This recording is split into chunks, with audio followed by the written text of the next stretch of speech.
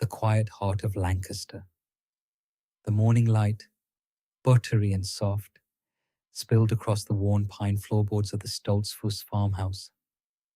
Sarah, her hands already familiar with the rhythm of the day, moved through the kitchen, a quiet hum accompanying her tasks. The smell of fresh-baked bread mingled with the scent of brewing coffee, a comforting blanket over the waking house. She kneaded dough with steady, practiced movements, her mind a serene landscape mirroring the fields outside.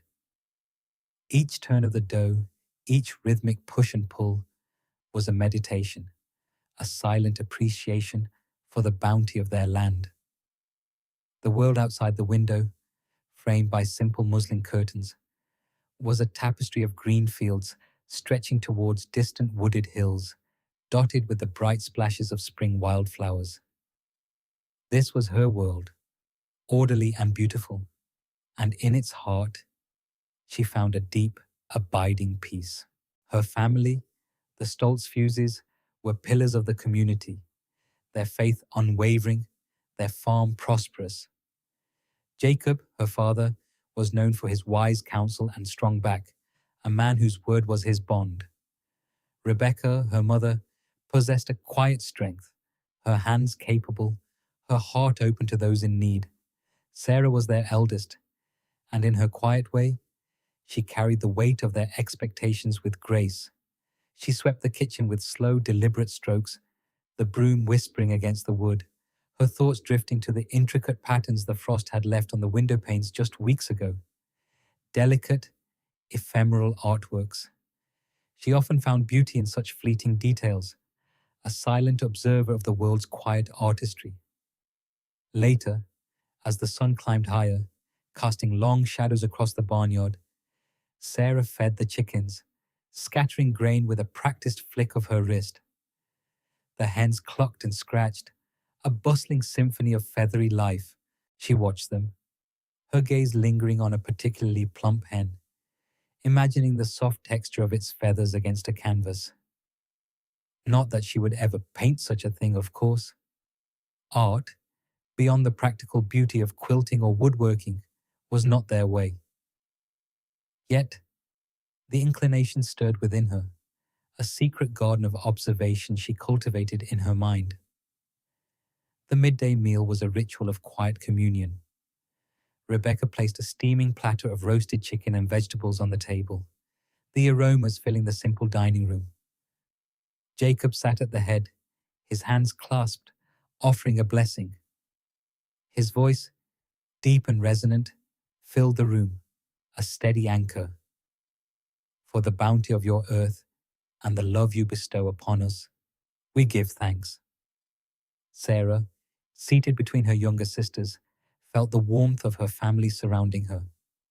Rebecca's eyes, soft yet watchful, met hers across the table.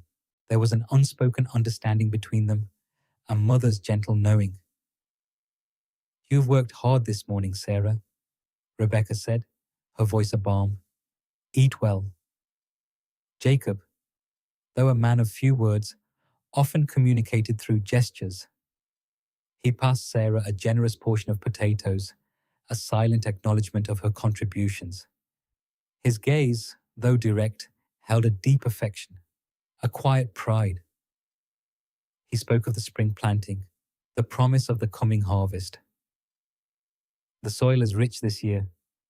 With God's grace, we will have a bountiful crop." Sarah listened, contributing only when asked, absorbing the rhythms of their lives, the gentle guidance embedded in every conversation. Her parents' love was a constant, like the steady flow of the creek behind their farm, nourishing and dependable. She imagined it as a sturdy oak, its roots deep, its branches reaching skyward, providing shelter and strength. In the afternoon, during the daily devotional, the familiar words of Scripture washed over Sarah. The worn leather of the Bible felt smooth beneath her fingertips. As Jacob read, his voice steady and calm, Sarah's mind, ever observant, began to sketch. Not with charcoal or pen, but with the keen eye of her inner world. She saw the way the sunlight caught the dust motes dancing in the air, transforming them into glittering specks of light. She noticed the intricate weave of the wicker basket by the hearth, the subtle variations in the wood grain. The lines and shadows, the interplay of light and dark, formed silent compositions in her thoughts, a secret world of artistry unfolding within her. She pictured her father's profile, strong and unyielding, etched against the light from the window. The way her mother's hands, clasped in prayer, told stories of a lifetime of work and devotion. Even in the stillness of worship, her mind was alive, meticulously cataloguing the visual poetry of her existence. This quiet heart of Lancaster, this orderly, beautiful world, was more than just her home. It was the canvas upon which her unexpressed self was slowly, silently coming into being. A sense of duty, as strong as the roots of the ancient oak outside, grounded her, yet a nascent curiosity, like a tendril seeking sunlight, was beginning to stir just beneath the surface of her serene exterior. The world outside their community, the English world, was a distant hum, a faint whisper she rarely allowed herself to truly hear. But today, for a fleeting moment, as the afternoon light shifted, she felt a peculiar flutter, a quiet stirring of something unknown and intriguing just beyond the edges of her familiar peace. A glimpse of another world. The crisp morning air carried the scent of damp earth and ripening tomatoes as Sarah moved through the garden. Her hands, calloused from years of toil, carefully plucked ripe heirloom tomatoes and vibrant green beans, placing them gently into woven baskets. Today was her first market trip to Millersburg, the English town beyond their quiet valley.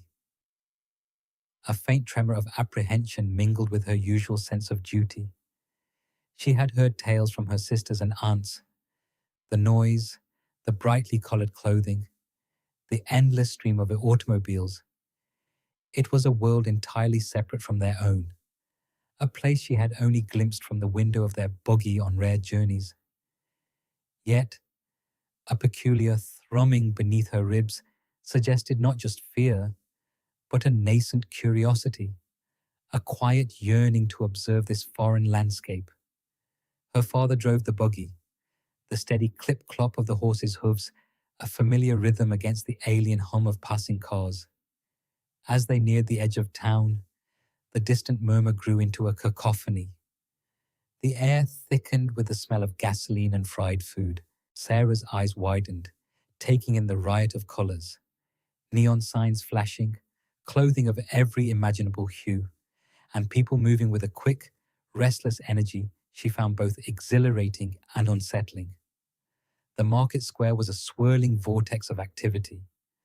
Vendors hawked their wares with booming voices. Music pulsed from unseen speakers, and laughter punctuated the general din. Sarah felt like a tiny seed dropped into a churning river, overwhelmed by the sheer scale of sensory input. She helped her father arrange their stall, her movements precise and automatic, while her mind struggled to process the overwhelming visual and auditory tapestry. She focused on her task, arranging the plump gourds and fragrant herbs, anchoring herself to the familiar. A young woman in tight denim shorts laughed loudly nearby. A man with strange metal in his ears walked past, engrossed in a small glowing rectangle he held. Sarah mentally sketched the fleeting expressions, the peculiar way the light caught the woman's dyed hair, the intense focus on the man's face. It was all so different, so much to absorb. Suddenly, the sky, which had been a clear, brilliant blue, darkened with astonishing speed. A low rumble turned into a sharp crack of thunder, and within moments, fat raindrops began to fall, quickly escalating into a torrential downpour. Panic rippled through the market. Vendors scrambled to cover their goods, and shoppers scattered, seeking refuge. Sarah, caught off guard, instinctively pulled her shawl tighter. Her father, ever practical, barked instructions for her to get under cover. She spotted a large awning extending from a brick building across the square, offering a dry haven.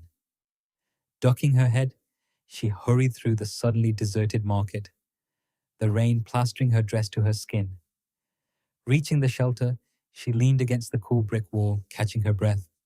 A young man was already there, his dark hair damp and clinging to his forehead. He had a sketchbook in his hand, its pages protected beneath his arm, and his eyes, a remarkable shade of hazel, were fixed on the chaotic scene of the market being swallowed by rain. He turned as she approached, a faint smile touching his lips. "Quite the sudden storm, isn't it?" His voice was gentle, carrying a pleasant warmth. Sarah, unaccustomed to direct address from strangers, especially English ones, felt a blush creep up her neck. She managed a small nod, her gaze flickering from his face to the market and back. "It came quickly," she murmured, her voice soft, barely audible above the drumming rain. "I almost got my drawings soaked," he continued, holding up the sketchbook slightly. "I was trying to capture the energy of the market. It's vibrant." He glanced at her, his expression curious but respectful. "You sell produce?" She nodded again, finding a sliver of confidence. "Yes, from our farm." "They look beautiful," he said, and his eyes held a genuine appreciation that wasn't about the monetary value. "Such rich colors. I've always admired the craftsmanship in your community's goods. There's an honesty to them." He paused, a comfortable silence settling between them as the rain hammered down. "I'm Daniel, by the way. Daniel Hayes." He extended a hand. Sarah hesitated. Then, driven by an impulse she couldn't name, she lightly touched her fingertips to his. His skin was warm, a stark contrast to the sudden chill of the weather. "Sarah," she replied, her own name feeling foreign on her tongue in this unfamiliar context. His smile widened, and for a brief moment, amidst the chaos of the storm and the foreignness of the town, Sarah felt a peculiar sense of calm, a connection that transcended the downpour and the vast differences separating their worlds. The rain continued its relentless assault, but under the awning, a different kind of storm had just begun. The artist's gift market days wove a new pattern into Sarah's life. Tuesdays and Saturdays found her gaze subtly drawn to the bustling thoroughfare, a quiet anticipation blooming within her. She'd meticulously arrange her mother's preserves and father's carved toys, yet her mind often drifted. When Daniel's familiar silhouette materialized from the crowds, a warmth, both comforting and unsettling, suffused her. He'd approach her stall with that same polite smile, his vibrant blue eyes meeting hers directly. "Good morning, Sarah," he'd greet, his voice a gentle counterpoint to the market's din. "Good morning, Daniel," she'd murmur in return, her own voice barely audible. Their initial conversations, once confined by the unspoken strictures of their separate worlds, now began to unfurl. He'd inquire about the intricacies of quilt patterns or the specific grain of wood her father favored. Sarah, in turn, found herself probing his art, the elusive quality of light he strived to capture on canvas. "It's like trying to cup smoke," he'd explained one afternoon, gesturing vaguely with a paint-stained hand. "Always shifting, always transforming. But that's the magic, isn't it? To find a way to represent something so ephemeral." His words resonated, opening a new vista within her. Her world, so structured and enduring, suddenly seemed less absolute. "Our quilts, they are meant to last for generations," she offered, a hint of defensiveness in her tone, a testament to permanence. Daniel nodded, his gaze thoughtful. "And there's profound beauty in that too, in the deliberate stitches, the patterns inherited. It's a different kind of truth." He paused, then leaned slightly closer, lowering his voice. Do you ever wish to capture your own truth, Sarah? Not just the ones handed down? The question hung in the air, potent and unexpected. A tremor passed through Sarah. She thought of the fleeting moments she often wished she could preserve. The early sun igniting dew on a spiderweb, the nuanced expressions on her younger sister's face, the precise sapphire hue of Daniel's eyes. She had no language for such desires, no outlet within her ordered existence. She simply shook her head, her cheeks flushing. Their discussions deepened with each passing market day. Daniel spoke of his art school aspirations, of galleries and exhibitions. A world so distant from her own, it felt like a fantastical epic. Sarah, conversely, described the quiet cadence of her life, the satisfaction of baking bread from scratch, the shared labor of the harvest. He listened with an attentiveness that made her feel truly seen, truly heard for the first time. He respected the sanctity of her traditions, yet always hinted at the wider world beyond. One blustery Tuesday, as a cold front swept through Millersburg, Daniel approached her stand, a small, flat package wrapped in plain brown paper tucked beneath his arm. The market was sparse, its usual hubbub muted by the biting wind. Sarah, he began, his voice softer than usual. He glanced around, ensuring their exchange went unnoticed. I have something for you. He extended the package across the wooden counter. Sarah hesitated, her heart quickening. Receiving a gift from an Englishman was unprecedented, potentially scandalous. But the earnest, gentle look in his eyes compelled her. Her fingers trembled slightly as she took it. The paper felt cool and smooth. It's just a little something, he clarified, his gaze searching hers. For your truths. She unwrapped it carefully, revealing a slim, hardbound sketchbook, its pages a pristine, inviting white. Beside it lay a single slender pencil. Her breath hitched. The scent of fresh paper and graphite filled her senses, a new and exciting aroma. Her fingers traced the smooth cover, then the sharp point of the pencil. It was an instrument of creation, a tool for capturing the very fleeting moments Daniel had spoken of. A thrill, sharp and exhilarating, shot through her, quickly followed by a cold wave of terror. This was not merely a gift, it was an invitation, a secret shared between them, a tangible link to a world she was forbidden to enter. It was a silent whisper of permission to explore the unspoken longings buried deep within her. She looked up at Daniel, her eyes wide with a mixture of gratitude and profound fear. He offered a small, knowing smile, a silent promise to guard their shared secret. The sketchbook felt impossibly heavy in her hands, a beautiful, dangerous burden. Whispers of the heart, a sliver of moon, a silver whisper in the night's dark tapestry, painted long shifting shadows across Sarah's quilt-draped floor. Her family's breathing, a steady rhythm, filled the quiet house. But Sarah was wide awake, her pulse a frantic drum against her ribs.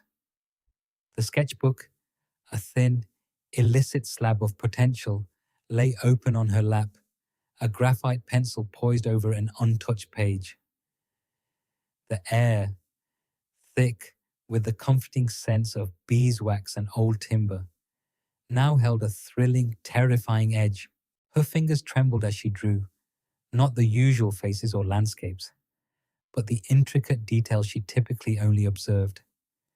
The delicate, unfurling curl of a pressed fern, the subtle, almost imperceptible tilt of a teacup, the way a sunbeam caught motes dancing in the afternoon air. Each stroke was an act of quiet rebellion, a whispered defiance against her world's unspoken rules. Guilt, a sharp, cold knot, tightened in her stomach. Yet A strange, exhilarating lightness bloomed in her chest, a sensation she hadn't realized she'd been missing until now. This clandestine world, confined within the crisp white sheets, was utterly her own, a space where her silent observations could finally take tangible form. Daniel's words echoed in her mind's quiet chambers. Capture your own truths. And here they were, nascent and tentative, manifesting in graphite and paper. The sheer joy of creation, of witnessing her inner landscape materialize, was a powerful, intoxicating current, momentarily eclipsing the gnawing worry. A soft, private smile curved her lips, one no one else would ever see. But the smile faded as quickly as it came. The weight of her actions pressed down. It wasn't merely the sketchbook. It was Daniel himself. His laughter, the crinkle at the corners of his eyes, the intensity of his gaze when he spoke of art and permanence, all of it had taken root within her, entwining with the very fabric of her being. The thought of him brought a flush to her cheeks, a warmth that spread through her veins, both comforting and alarming. This wasn't just friendship, not anymore. It was something deeper, something perilous, something threatening to unravel the carefully woven tapestry of her life. She closed the sketchbook with a muted thud, concealing it beneath a loose floorboard near her bed, a spot where her grandmother once stashed dried herbs. The pencil, a stark reminder of her transgression, joined it. The cold night air seemed to penetrate her bones, chilling her despite the thick quilt. She knelt by her bed, the familiar posture of prayer feeling alien and forced tonight. "Dear Lord," she whispered, her voice barely audible, a fragile plea in the vast silence. "Guide me. Show me the path." The words felt hollow, echoing back with an urgency she couldn't ignore. Her faith, once a sturdy anchor, now felt like a ship tossed in a brewing storm. She pictured the faces of her family, her community, their expectations, their unwavering belief. Then, Daniel's face, etched with a different kind of truth, a different kind of freedom. The two images clashed in her mind, creating a painful schism. I don't know what to do," she confessed, her voice cracking. A single tear traced a path down her cheek, cool against her skin. A tear for the guilt, for the fear, for the unbearable beauty of this burgeoning feeling that both uplifted and terrified her. She was a woman of faith, of tradition, of duty. Yet her heart, once so obedient, now beat to a rhythm that was entirely new, entirely her own, and entirely forbidden. The whispers of her heart, once faint, were growing louder, demanding to be heard, demanding a choice she wasn't ready to make. The moon, now higher, poured its pale light through the window, illuminating her bowed head, a solitary figure caught between two worlds.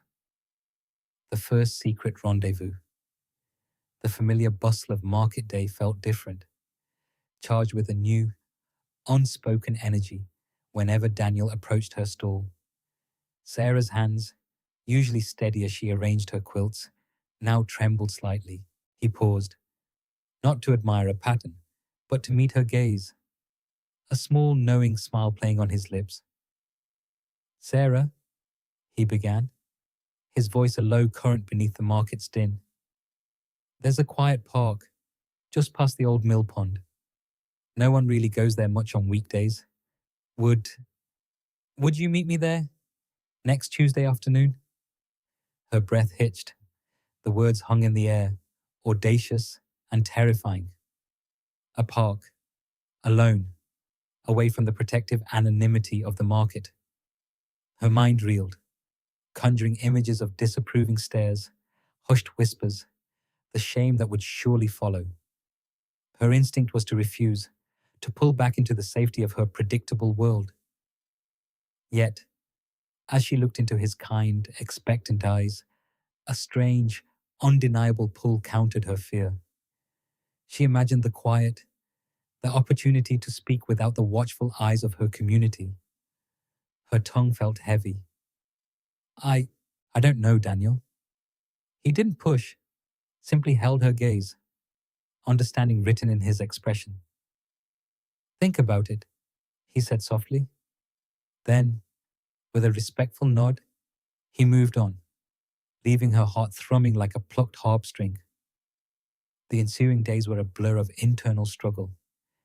Every chore, every prayer, every shared meal with her family was tainted by the weight of his invitation. Her needlework became haphazard, her thoughts straying from the intricate stitches to the image of the mill pond, the park. Her mother, usually so attuned to her moods, seemed not to notice her distraction, or perhaps chose not to. Sarah imagined the consequences, the shunning, the pain etched on her parents' faces, the complete unraveling of her carefully constructed life. The risks were colossal, an earthquake to the foundations of her existence. But then, she thought of the sketchbook, hidden beneath her mattress, each line a testament to a growing part of herself she hadn't known existed. She thought of Daniel's genuine interest, his gentle encouragement, the way his presence made her feel seen, truly seen, for the first time. The yearning for that connection, for the freedom to explore this burgeoning identity, began to outweigh the crushing fear. It was a perilous tightrope walk between duty and desire, and with each passing hour, her steps edged closer to the precipice of the forbidden. By Monday evening, a quiet, resolute decision had formed in her heart. She would go. Tuesday afternoon found Sarah walking with a purpose that belied the turmoil within her. She told her mother she was taking a longer route to deliver a finished quilt to Mrs. Miller, a small, necessary deception that pricked at her conscience. The path to the park was overgrown, dappled with sunlight filtering through ancient oak leaves. The air was thick with the scent of damp earth and blooming honeysuckle.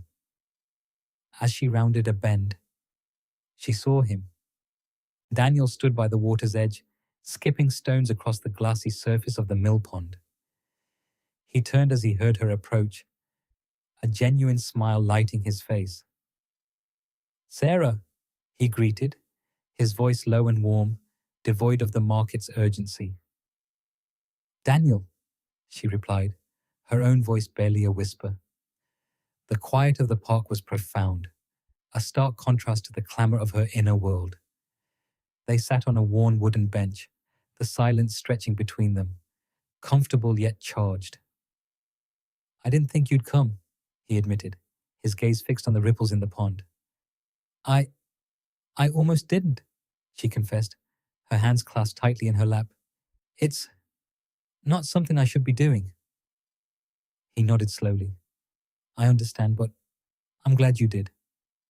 He turned to face her, his eyes earnest. I wanted to talk to you, away from everything. I feel like there's so much we don't get to say at the market." Sarah felt a blush creep up her neck. She knew exactly what he meant. The market conversations were always about art, about her sketches, about the tangible world. But there was a deeper current between them, a silent language they'd been speaking with their eyes. "I feel it too," she admitted, her voice barely audible. This new feeling, it's strange and wonderful and very frightening." She risked a glance at him, her heart thudding a frantic rhythm against her ribs. "Daniel, I find myself thinking of you more than I should." The words were out, an irrevocable step across a boundary she had only ever known to respect. The admission hung in the sun-drenched air, a fragile, beautiful secret. Stolen moments, deeper bonds. The secluded park became their sanctuary, a verdant pocket of forbidden peace. Sunlight filtered through the dense canopy of ancient oaks, dappling the mossy ground where they often sat, knees almost touching. Each meeting was a stolen breath, a quiet rebellion against the world waiting just beyond the tree line. I sometimes dream of painting the mountains, Daniel confessed one afternoon, sketching idly in his own well-worn book. The way the light shifts on the peaks at dawn, all those purples and golds. Sarah listened, her gaze fixed on the rapid movement of his charcoal, a tremor of understanding passing through her. I see it in the quilts, she murmured, her voice soft. The way the colors tell a story without words, the patterns, like secrets woven into fabric. He looked up, his eyes meeting hers, a silent recognition passing between them. You understand, don't you? More than I can say, she replied, the truth a warm ache in her chest. Their conversations wove threads between their disparate lives. She spoke of the rhythm of the seasons, the comforting weight of tradition, the intricate beauty of a perfectly tilled field. He shared tales of city galleries, the thrill of a blank canvas, the freedom of travel. She found herself drawn to his stories, to the way his eyes lit up when he spoke of art, a reflection of the passion stirring within her own heart. He, in turn, was captivated by her quiet wisdom, her observant nature, the way her simple explanations illuminated a world he barely knew. One blustery autumn afternoon, a sudden chill swept through the park. Sarah shivered, pulling her shawl tighter.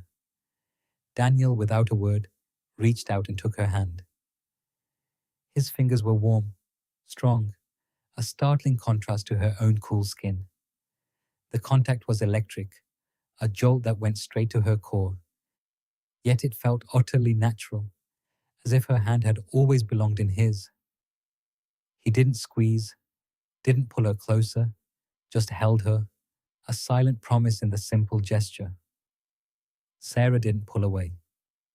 She leaned into the warmth, her breath catching in her throat, acutely aware of the pulse thrumming beneath his thumb. It was a moment suspended in time, fragile and profound. The rustle of dry leaves around them seemed to hush, witnessing their quiet communion. The time always seemed to vanish too quickly. I should go, Sarah would say, the words a bitter taste in her mouth, her voice tinged with regret. Each farewell felt like tearing a piece of herself away. One evening, after leaving Daniel beneath a sky streaked with bruised purples and fiery oranges, Sarah walked the familiar path home. The air was crisp, carrying the scent of damp earth and wood smoke. Her small basket, empty of market wares, felt heavy in her hand, weighed down by the secret she carried. The usual comfort of the approaching farmhouse, the lowing of cattle, the distant clatter of supper preparations, offered no solace tonight. Instead, a deep sense of unease settled upon her. The gate creaked open, a sound that usually signified an end to her day's labors, but now felt like an unwelcome return to a life that no longer fully contained her. The light spilling from the kitchen window, usually a beacon, felt like an accusation. She imagined Mama's sharp gaze, Papa's quiet disappointment, the collective knowing stares of her community.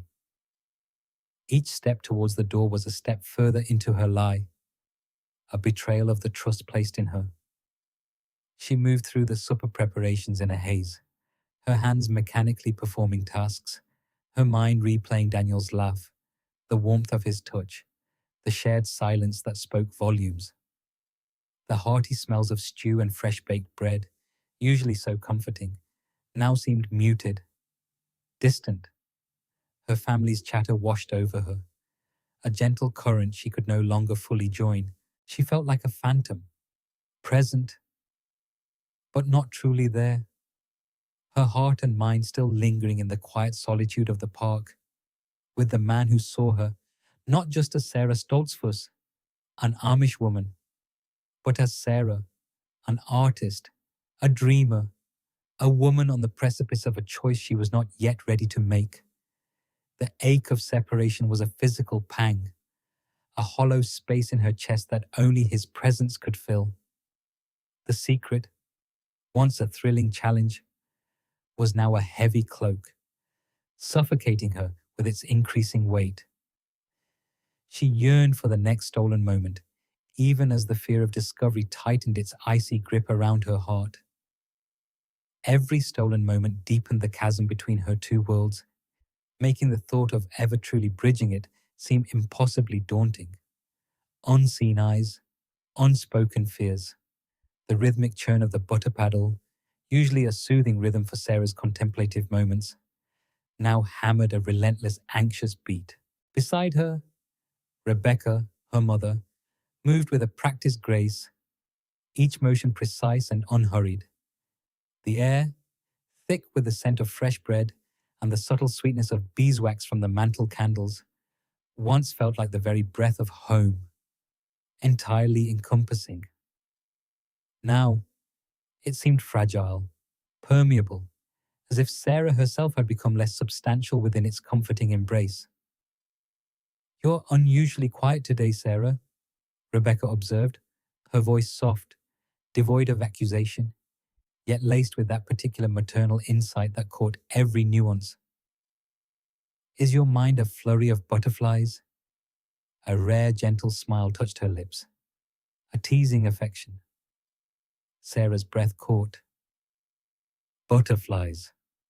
The word perfectly captured the frantic beating in her chest, though hers were less about innocent girlish dreams and more about the dizzying ascent and terrifying precipice of her new, clandestine existence. "Just reflecting, Mama," she managed, her gaze locked on the creamy yellow mass in the churn.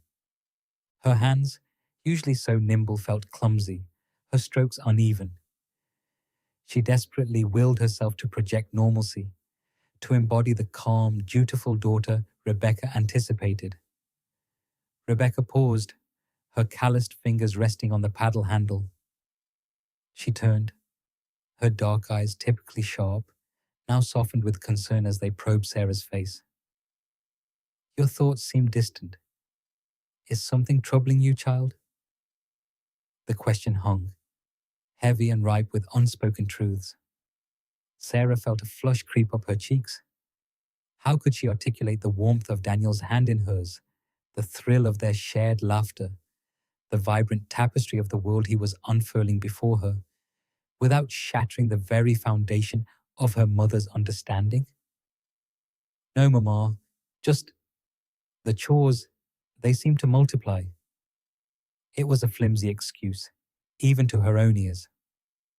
Rebecca studied her for another long moment, a slight furrow appearing between her brows, before nodding slowly and returning to her work. The unspoken settled between them, a silent acknowledgement of a shift Sarah couldn't conceal.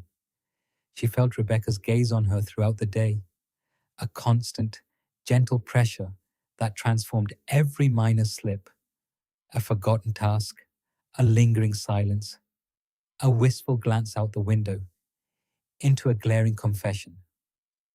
The weight of her secret grew, pressing down, threatening to splinter the meticulously constructed facade of her obedience. Later that week, a warm afternoon beckoned. Under the guise of gathering wild herbs for remedies, Sarah had arranged to meet Daniel near the ancient oak, deep within the woods bordering their farm.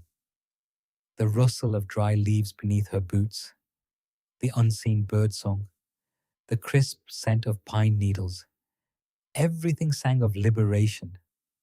She hurried, her heart quickening with each step, a heady blend of anticipation and trepidation. Daniel was already there, leaning against the gnarled trunk, a small worn sketchbook in his hand. The sight of him, his quiet strength, the way his eyes lit up when he saw her, sent a familiar surge through her. He smiled, a genuine open expression that melted away the anxieties of her Amish life. They talked, sharing their day's observations, Daniel sketching a squirrel chasing an acorn, Sarah describing the subtle play of light over the fields. He showed her a new technique for shading, his fingers brushing hers as he guided her own over the paper. The connection was electric, intoxicating. For a brief, blissful interval, the world beyond their hidden clearing dissolved. As the sun began its slow descent, painting the sky in fiery hues of orange and purple, Sarah knew it was time to depart. The return journey invariably felt colder, heavier. This time, however, a prickle of unease snaked down her spine. The air felt charged, not with magic, but with something colder, like an unseen presence. She took a different path back, skirting the edge of their furthest pasture. As she emerged from the tree line, her gaze fell upon the familiar red barn in the distance. Then she saw him. Young Levi Miller, no more than 6, was playing with a wooden wagon near the fence line, his back to her. He was usually much closer to his own family's farm, several fields away. He must have wandered. Sarah froze, her heart seizing. Had he seen them? Had he seen her with Daniel? The thought sent a jolt of icy fear through her veins. Levi, innocent as he was a child of the community, a tiny conduit for rumors. His small eyes missed nothing, and his small voice repeated everything. She ducked back behind the thicket of hawthorn bushes, her breath ragged. She watched, her body tense, until Levi, tired of his game, slowly pulled his wagon towards his own home. He never turned around. He never seemed to notice her. But a seed of suspicion, once planted, takes deep root. Sarah felt it burrowing into her own mind. A tiny, chilling tremor. She walked the rest of the way home, not just with the burden of her secret, but with the terrifying new knowledge that it might no longer be hers alone to carry. Unseen eyes, unspoken fears. They had just begun. The confrontation. The hushed murmur of gossip, like a cold draft under a closed door, found its way to Bishop Miller. It began as fragmented whispers during barn raisings and quilting bees, coalescing around the Stoltzfus name, particularly Sarah. He heard tales of her late-night walks, of a certain detached air she now carried, and the growing frequency of her visits to the edge of their property line. Levi Miller, a boy known more for his keen eyes than his quiet tongue, had indeed seen Sarah near the old oak, a place not frequented by the young women of the community. The bishop, a man whose stern countenance masked a deeply analytical mind, did not dismiss these murmurs lightly. He made discreet inquiries, speaking with neighbors, observing Sarah herself during Sunday service, noting the subtle shift in her gaze, the way her eyes seemed to hold a secret world. His heart, heavy with the responsibility of his flock, knew what he had to do. He arrived at the Stoltzfus farm mid-afternoon, his buggy pulling up to the house with a gravitas that instantly chilled Rebecca's blood. The sun, usually a comforting presence, seemed to dim. Jacob, sensing the weight of the visit, led the bishop into the parlor, a room typically reserved for solemn occasions. The air grew thick with unspoken dread. Rebecca, Jacob, Bishop Miller began, his voice a low rumble. I come to you with a heavy heart and a matter of great concern for the well-being of your daughter, and indeed, for our community. He did not mince words, recounting the rumors, the observations, the unsettling pattern that had emerged. He spoke of the sanctity of their traditions, the insidious nature of worldly temptations, and the potential for a soul to stray from the path of righteousness.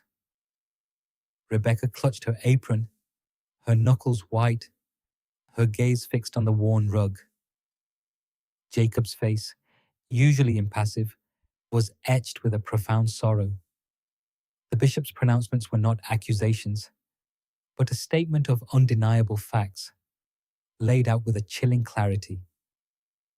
When he finished, The silence in the room was deafening, broken only by the distant caw of a crow.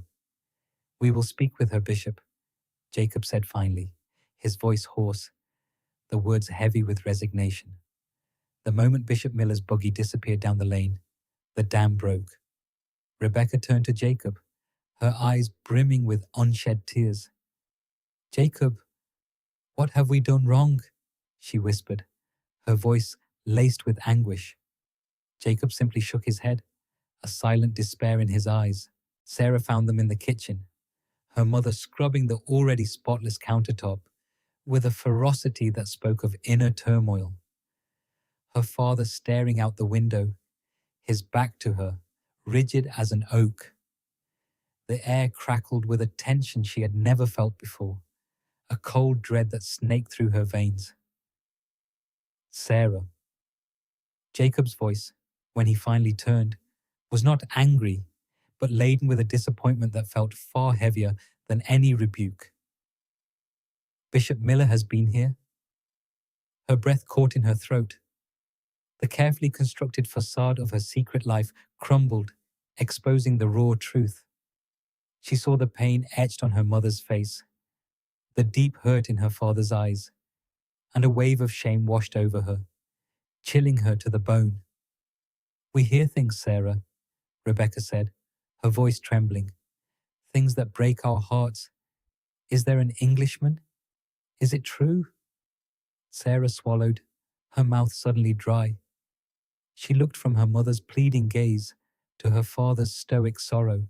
The truth, raw and undeniable, hung in the air, a dangerous current. There was no escape, no hiding now.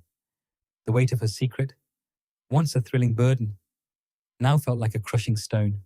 "Yes," she whispered, the word barely audible, a fragile admission.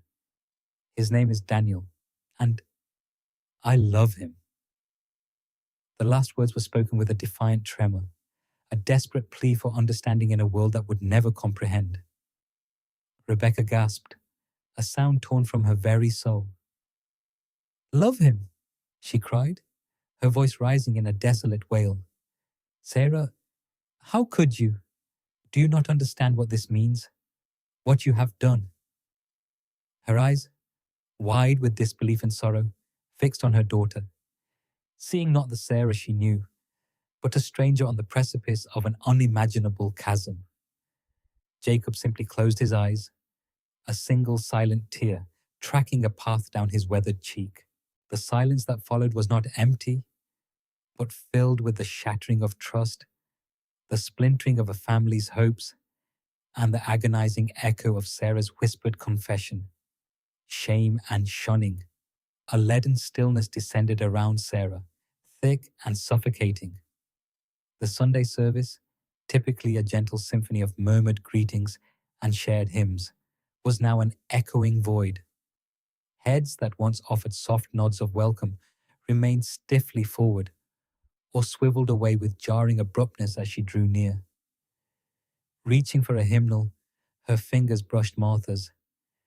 The other woman's hand recoiled as if from fire, clutching the book protectively. A scorching flush crept up Sarah's neck, a brand of shame more searing than any summer sun. Her own voice, usually a clear soprano that soared with the congregation, fractured to a mere whisper, swallowed by the unified, resonant chorus of the others. She existed in the space, yet was profoundly absent, a phantom within her own community. Rebecca, typically a flurry of quiet efficiency after service, moved with a newfound, almost theatrical stiffness. Neighbors who once lingered, trading news of harvests or children's ailments, now coalesced into tight, hushed knots, their backs presenting a rigid barrier to the Stoltzfus buggy. An icy current permeated the air, a chilling draft that defied the warm autumn afternoon. Jacob's usually impassive face was etched with a profound weariness. He hitched the horse with a deliberate, agonizing slowness, evading the silent, assessing gazes he felt piercing them. Rebecca kept her eyes fixed on the dust stirred by the wheels, her lips a grim, thin line. The invisible weight of their neighbor's silent censure pressed down, a burden heavier than any earthly toil. At supper that evening, the customary cheerful clatter of plates and flatware was replaced by a hollow echo. Sarah barely tasted the potato soup, each spoonful like grit on her tongue. She observed the deep-set lines around her father's eyes, the faint tremor in her mother's hands as she poured milk. The shame wasn't hers alone. It had seeped into the very fibers of their family, staining them all. Days later, a formal notice arrived, hand-delivered by a solemn young deacon. A community meeting was called for that very evening. The Stoltzfus family walked towards the meeting house beneath a sky bruised with the final remnants of twilight, the air unnaturally quiet. Inside, the benches were packed, every eye in the room, it seemed, converging on them as they took their seats near the front, separated from the others by an unbridgeable chasm of unspoken judgment. Bishop Miller stood before them, his presence commanding, yet his gaze held a flicker of profound sorrow. His voice, when he spoke, was a low, resonant baritone that filled the hushed room with solemn weight. He didn't need to name Sarah directly. Every person there knew. He spoke of the sacred covenant, of the Ordnung, of the community's pristine purity. He spoke of worldly entanglements and the darkness that seeks to lure souls from the light. He offered words of repentance, of the path back to grace, but his pronouncements were punctuated by a stern declaration. Until such time as genuine contrition was manifest, the wayward soul, and by extension, her immediate family, would be set apart. "They will not be greeted with the holy kiss," Bishop Miller proclaimed, his voice firm and unwavering. "Nor will they partake of the communal meal. Their counsel will not be sought, nor their presence invited for fellowship. This is not solely for punishment," he added, his gaze sweeping across the somber faces, "but for the preservation of our blessed community, and for the soul of the one who has strayed, that she may feel the urgent need to return to the path of righteousness." A collective sigh, hushed and heavy, rippled through the room. Sarah felt her breath snag in her throat. The words, though anticipated, landed like physical blows. She wasn't merely shunned. Her family was swept into the chilling eddy of her transgression. She saw the pain etched on her parents' faces, the quiet dignity with which they absorbed the public declaration. Rebecca's hand found Jacob's beneath the bench, a silent clasp of shared burden. The meeting concluded with a prayer, its familiar words now sounding alien, hollow, to Sarah's ears.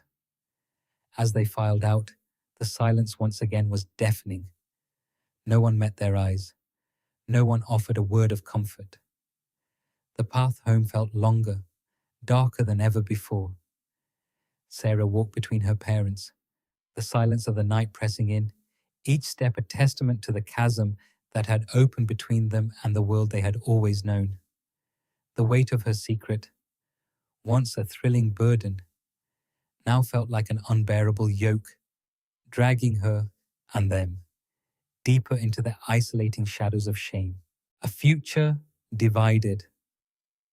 The crisp autumn air, usually a balm to Sarah's spirit, felt like a biting accusation against her skin as she walked towards the ancient oak, its gnarled branches reaching like skeletal fingers against the bruised twilight sky. Daniel was already there, a silhouette against the fading light, his posture taut with a mixture of hope and apprehension. The shunning had carved a chasm between them, making their clandestine meetings even more fraught with peril. "Sarah!" Daniel's voice, a low rumble, reached her before she did. He stepped forward, his eyes, usually so bright, clouded with concern as he took her hands, his touch a familiar warmth she desperately craved. "I couldn't stay away. Not with what's happening." Sarah flinched, pulling her hands back slightly. The sting of the shunning was a constant ache, a physical weight pressing down on her family. "It's because of me, Daniel." Her voice was a fragile whisper, barely audible above the rustle of dry leaves underfoot. He shook his head, his gaze unwavering. "No, it's not. It's their rules, Sarah. Not your fault for having a heart." He paused, searching her face, his thumb gently tracing the line of her jaw. "I want you to come with me, away from all this. We can go to Harrisburg, to New York, anywhere you want. We can make a life where your art isn't a sin, where our love isn't a secret." The words, so potent with promise, hung in the air, a shimmering vision of a future she had only dared to dream of in the deepest recesses of her heart. A life free from judgment, where her vibrant inner world could blossom unrestricted, where Daniel's laughter would be a daily melody. Her artistic spirit, long stifled, yearned for such liberation, a desperate gasp for air after years beneath the weight of expectation. She saw herself, brush in hand, colours exploding on canvas, Daniel by her side, his own easel a testament to their shared passion. But then, the image fractured. She saw her mother's tear-streaked face, her father's stoic grief, the empty chairs at the community table where her family once sat. She heard the echoing silence of the shunning, a sound more devastating than any shout. The roots of her faith, though tested, ran deep, intertwined with generations of Stoltzfus kin. Her conscience, honed by years of sermons and scripture, whispered warnings of eternal damnation, of severing herself from the spiritual bedrock that had always defined her. I don't know," she stammered, the words catching in her throat, thick with unshed tears. The conflict raged within her, a tempest of desire and duty. "My family, they are suffering because of me. I can't just abandon them." "They're suffering because of their rigid beliefs, Sarah," Daniel countered, his voice gentle but firm. "Because they can't see beyond their own fear. But your life, your happiness, shouldn't be sacrificed for that." He reached for her again, his hands warm on her shoulders. "Think of what we could build. A life of shared dreams, of open expression. You wouldn't have to hide who you are or who you love." The temptation was immense, a siren song promising freedom and belonging. She closed her eyes, picturing Daniel's kind face, his encouraging smile as she sketched, his genuine admiration for her nascent talent. He saw her, truly saw her, in a way no one else ever had. The following morning, the tension in the small farmhouse was a palpable presence. Rebecca, her face etched with a sleepless night, found Sarah by the wash basin, her hands still from the cold water. "Sarah," her mother began, her voice hoarse, "we need to talk, truly talk." She led her daughter to the worn kitchen table, the scent of wood smoke and dried herbs filling the air. Rebecca's eyes, usually sharp and discerning, were now clouded with a profound sorrow. "This Englishman, he speaks of a different life, a life apart from God's will." Sarah couldn't meet her mother's gaze. "He loves me, Mama." Rebecca flinched as if struck. "Love? What kind of love tears a family apart? What kind of love leads a soul away from eternal salvation?" She reached across the table, taking Sarah's cold hands in her own, her grip surprisingly strong. "Your father, your siblings, their hearts are breaking. The shame, Sarah, the isolation, it's a burden heavier than you can imagine. We are shunned, child, cast out from our own, all because of this entanglement." Tears welled in Rebecca's eyes, spilling freely down her weathered cheeks. "Think of the consequences, Sarah. Not just for us here, now, but for your soul. To turn your back on your faith, on the community that raised you, on the God who loves you. The cost is more than you can pay. Eternity hangs in the balance. Please, meine Liebste, choose the path of repentance. Choose us. Choose God. Her voice broke, a raw emotional plea that resonated deep within Sarah's core, a powerful counterpoint to Daniel's promises. The chasm between her two lives yawned before her, threatening to swallow her whole. The heartbreaking farewell. The low afternoon sun, a bruised orange, stretched attenuated shadows across the worn path to the ancient maple. Each step Sarah took felt like a leaden weight, dragging her deeper into the dreaded inevitable. The air was crisp, carrying the faint, earthy notes of damp soil and decaying leaves.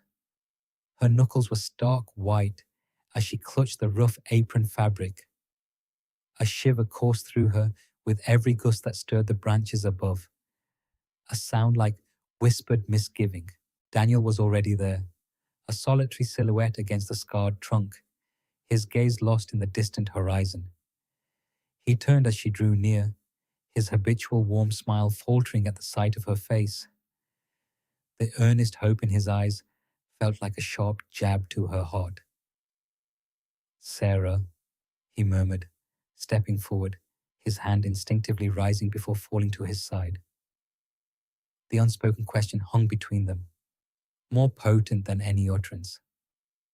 She couldn't hold his gaze. Her eyes darted to the tree's intricate bark, the way sunlight gilded the edges of his dark hair, anything to avoid the silent depth of his waiting. "Daniel," she managed, her voice a fragile thread. A vivid memory flashed. A sun-drenched studio, the mingled scents of turpentine and fresh paint, her hands stained with vibrant hues. Daniel's quiet encouragement guiding her brush. Unburdened laughter echoed in her mind. She saw herself, truly free, her spirit soaring with every stroke, every splash of color. Then, another image superimposed itself. Her mother's tear-streaked face, etched with sorrow and accusation, her father's stoic grief, the empty pews in the meeting house, the hushed condemnations, the crushing burden of eternal separation from God, from everything she had ever known. These two possible futures clashed within her, a maelstrom of yearning and profound obligation. Daniel moved closer, his presence a warm mooring in the swirling chaos of her thoughts. "What is it, Sarah?" he asked, his voice gentle, laced with a tremor of apprehension. He reached for her hand, his fingers a surprising warmth against her chilled skin. The simple touch ignited a spark of desperate longing to simply lean into him, to let him absorb the crushing burden. She pulled her hand back, a small, involuntary movement that resonated with finality. The once easily bridged distance between them now felt like an unscalable chasm. Silence stretched, punctuated only by the distant caw of a crow and the frantic beat of her own heart. She pictured the long, desolate years without him, the ache that would surely become a permanent inhabitant of her chest. But then, she pictured her family, fractured, shamed, adrift in their faith because of her choice. The decision was not hers alone. It implicated every soul she cherished. I cannot," she whispered, the words catching in her throat, each syllable a shard of glass. She finally met his gaze, and the raw agony reflected there mirrored her own.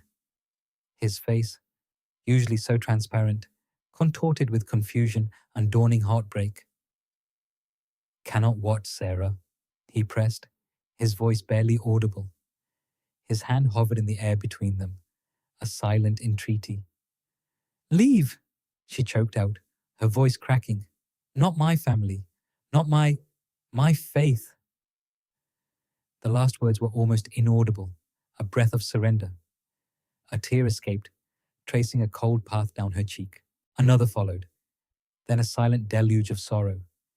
His eyes, once so luminous, now clouded with a profound sadness.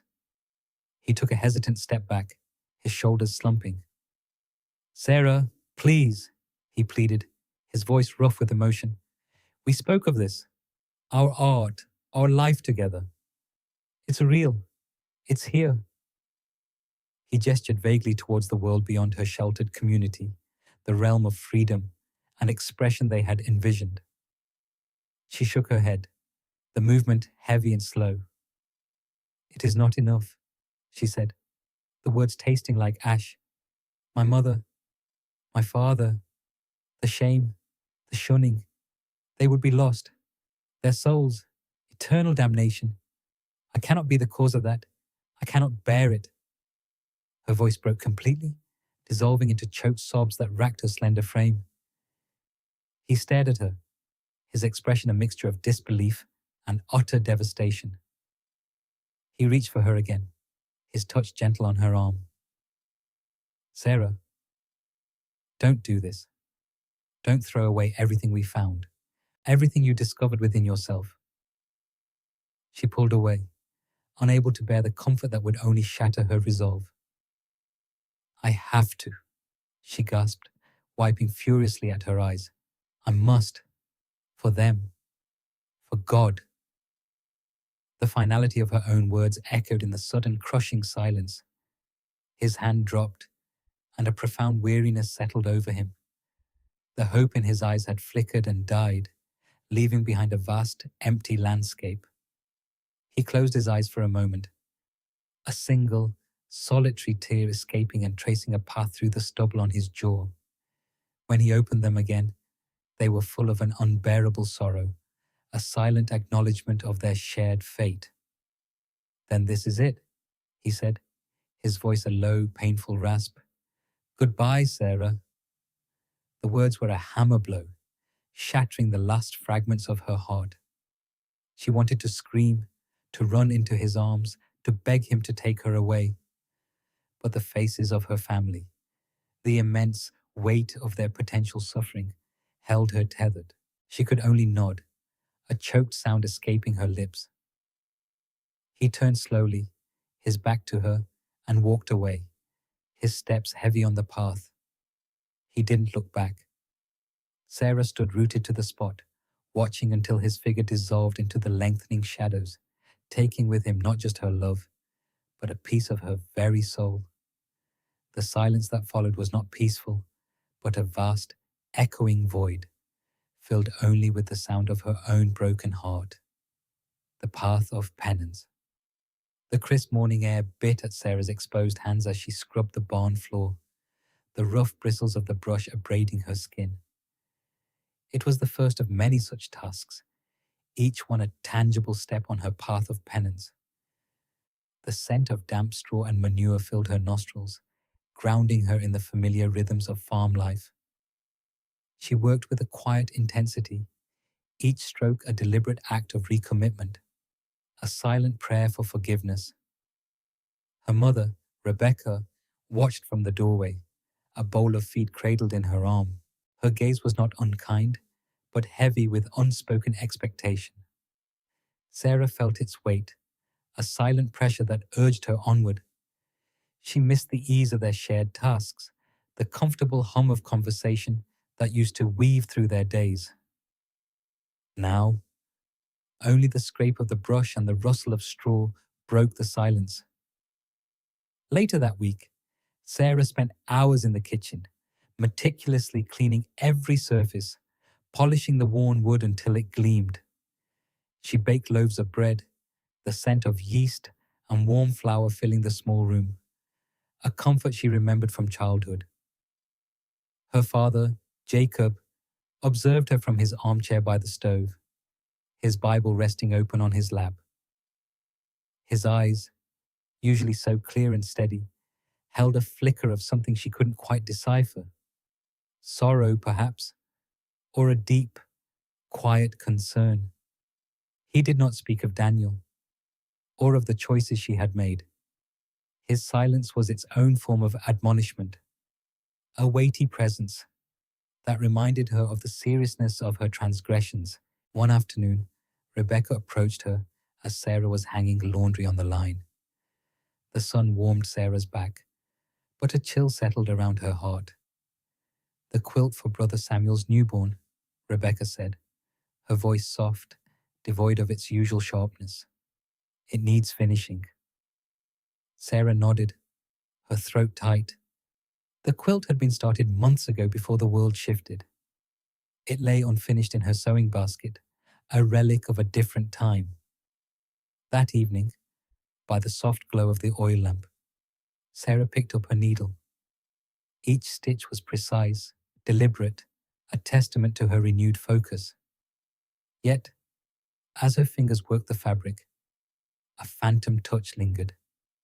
The warmth of Daniel's hand against hers, the rough texture of his canvas. A sharp pang pierced her, a bittersweet ache that she quickly suppressed.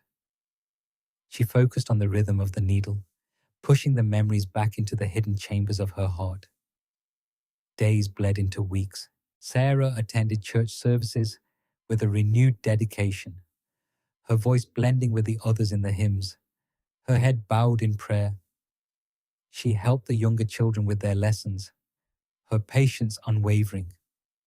She volunteered for community tasks, carrying water for the sick, helping neighbors with their harvests. Each act was a brick in the wall she was rebuilding, a barrier against the outside world, and the longing that still thrummed beneath her carefully constructed composure. The tension in the Stoltzfus home began to thaw, almost imperceptibly. Rebecca started to share small anecdotes about the day's happenings, her voice losing its strained edge. Jacob, after a particularly long day in the fields, once offered Sarah a rare, fleeting smile as she brought him a cool glass of water.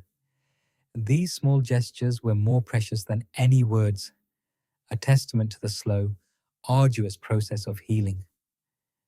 But even as she regained a semblance of her old life, Sarah knew she was irrevocably changed. The vibrant colors of Daniel's paintings, the passionate intensity in his eyes, the exhilarating freedom she had tasted, they were etched into her soul.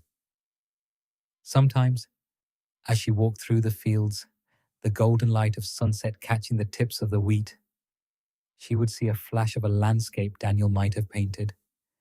A quiet sigh would escape her lips, a deep, mournful breath for a future unlived, a love forsaken. The path of penance was long, and though it led her back to the familiar embrace of her family and faith, it also led her deeper into a quiet solitude, where the ghost of Daniel and the woman she almost became would forever reside. Echoes of a different life. The rich scent of freshly turned earth clung to Sarah, a familiar aroma of honest toil and burgeoning life. Years had etched delicate lines around her eyes, not of sorrow, but of quiet fortitude, and the wisdom garnered from countless dawns over the undulating fields. Her hands, once smooth, now bore the honorable marks of a life spent churning cream, repairing worn quilts, and guiding a plow's steady bite. She moved with an unhurried grace, her modest blue dress swaying rhythmically as she fetched water from the well pump. The community, initially reserved, now regarded her with deep reverence. She had proven her dedication, not through bombastic declarations, but through consistent, unwavering commitment. She was a respected pillar, her counsel sought for ailments, her steady hands vital during harvest, her tranquil presence a comforting anchor in their tightly woven world. One crisp autumn morning, the air alive with the lively chatter of neighbors and the lowing of cattle, Sarah guided her buggy towards the weekly market in town. The market was a vibrant symphony of sounds and colors, a controlled clamor that always coaxed a faint smile to her lips.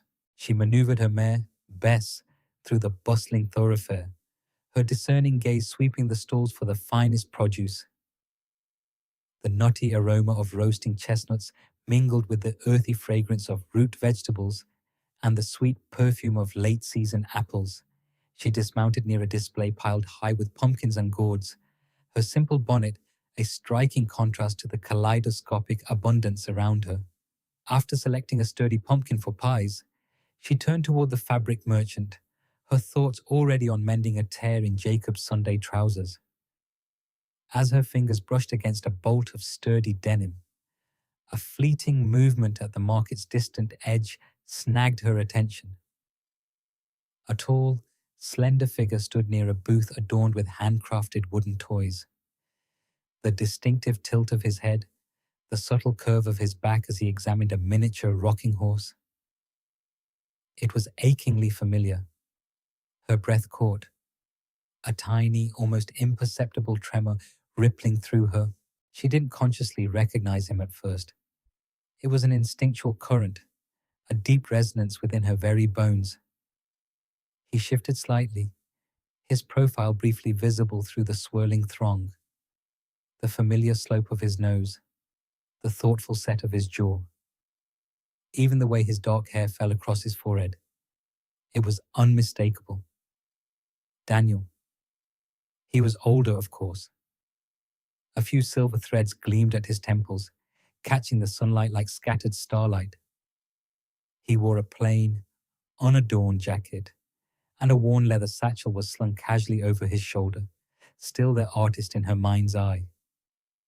He laughed, a sound too distant to hear, but she could discern the genuine mirth in his posture as he conversed with the toy maker. He appeared content, at peace.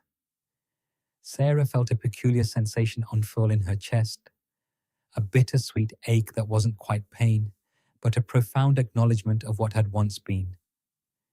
It wasn't regret, not truly. The path she had chosen offered peace, belonging, and unwavering faith. She had built a good life, a respected life, rooted deeply in the soil of her heritage.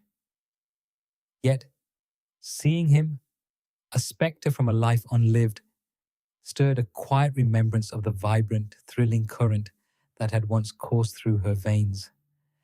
The world had opened momentarily, a canvas of possibilities stretching before her, painted with hues she had never known existed. She watched him for a few more moments, a silent observer amidst the market's clamour. He turned to leave, melting into the crowd, a fleeting shadow swallowed by the light.